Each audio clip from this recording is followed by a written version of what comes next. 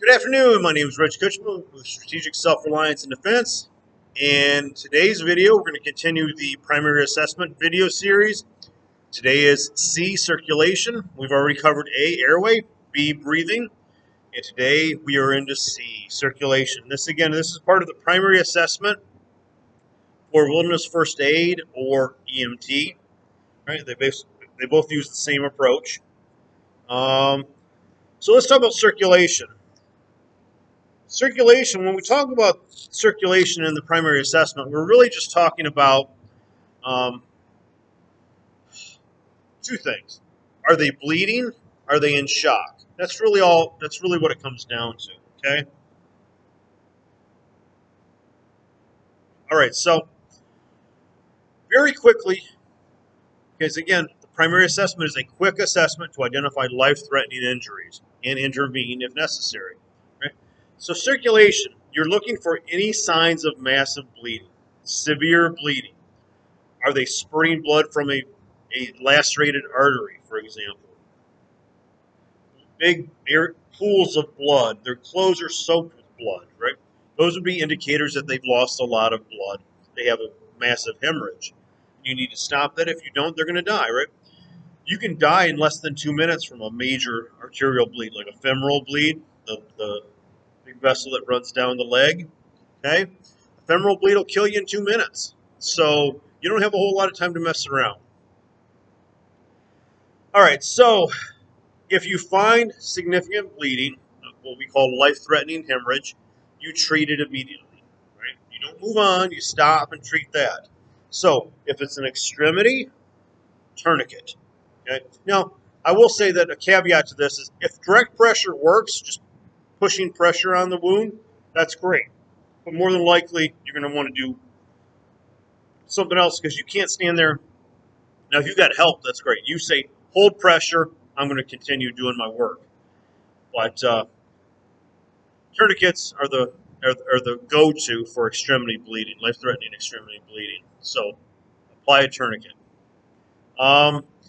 If you're talking about a junctional or a torso, right, chest, abdomen, massive bleeding, or a junction, meaning where the arms connect to the torso or the legs connect to the torso, tourniquets won't do it. So it's really talking about packing the wound, right? And you pack the wound with preferably a hemostatic gauze, like a Quick Clot or Celox A, something that's got a hemostatic agent, right? Hemostatic blood stop, right? It stops the bleeding.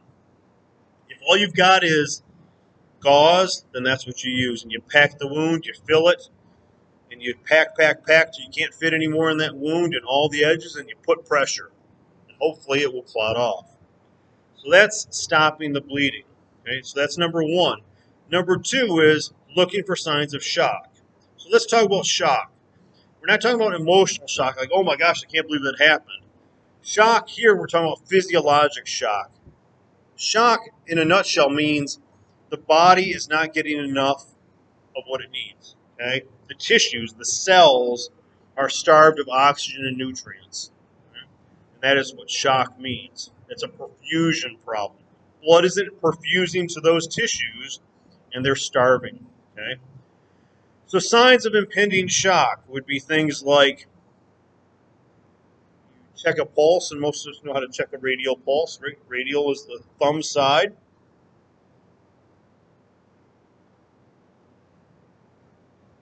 Use, the, these two fingers, right, index and middle, and just gently roll it into that little crease behind the thumb.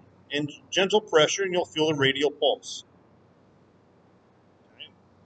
If you find the radial pulse, cool.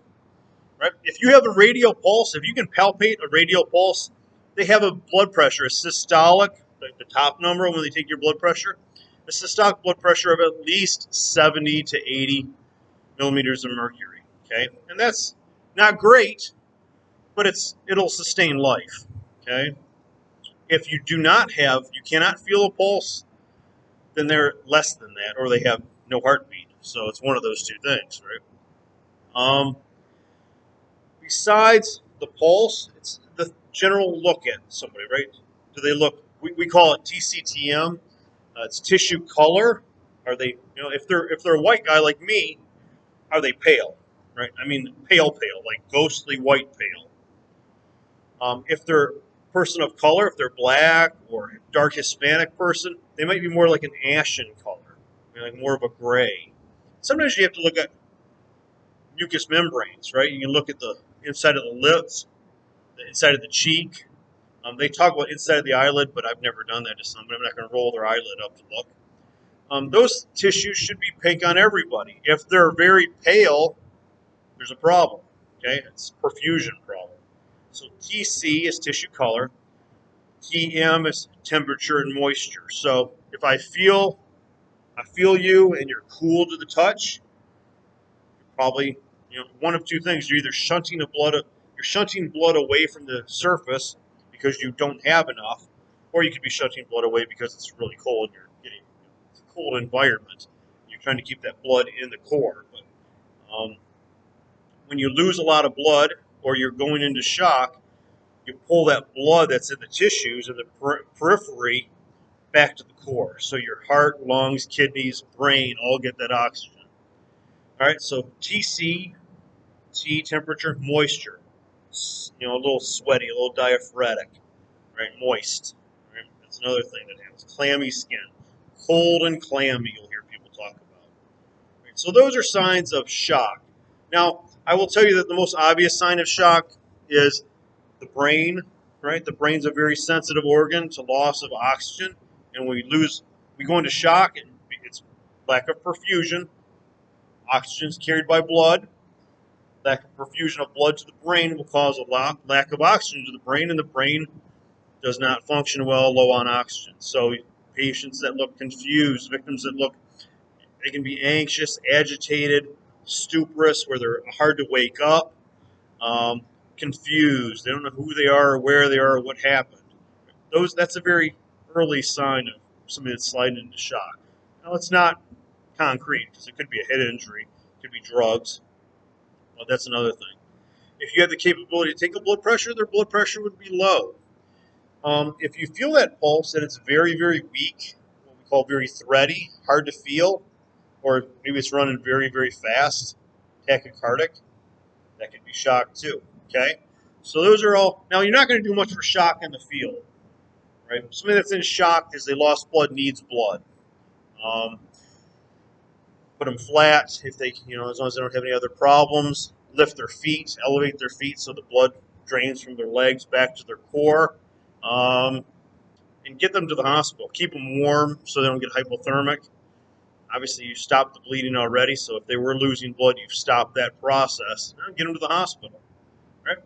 That's C in a nutshell. ABC is covered, right? Primary assessment. Next one we're going to cover is deficit or disability. And then we're going to cover the exposure or environment, depending on which book you read. And then we're going to get into the secondary assessment. All right. So again, my name is Rich Kuchman, Strategic Self-Reliance and Defense. Thanks for watching. I hope to see you in class.